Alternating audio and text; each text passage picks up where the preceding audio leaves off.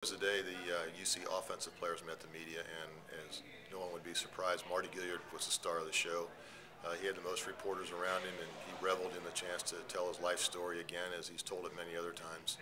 He actually got a little tear running down his cheek when Paul Daugherty asked him about the possibility of being drafted next spring and what he would do with all the money he made, and he talked about how much his family meant to him and how he'll use that money to do whatever he can for his family because they helped him to get to where he is now. It was actually kind of touching to watch how he reacted to that.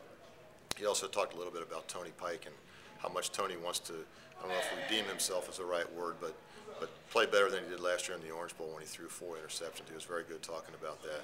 Tony wasn't quite as talkative about that, but you could tell it's something that's been on his mind for a year, that he wants to show everybody that he's a much better quarterback than what he showed last year in the Orange Bowl.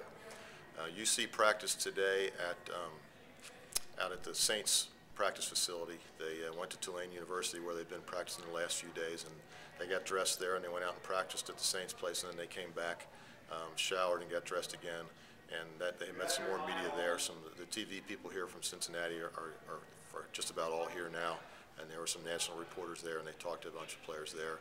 I talked to Jake Rogers a little bit about the year he's had. He's taken a lot of criticism over the years when he's missed kicks, but he's actually had a pretty good year this year, filling in for Kevin Huber as the punter, and he's actually done a pretty good job with place kicking, so it was nice to talk to him.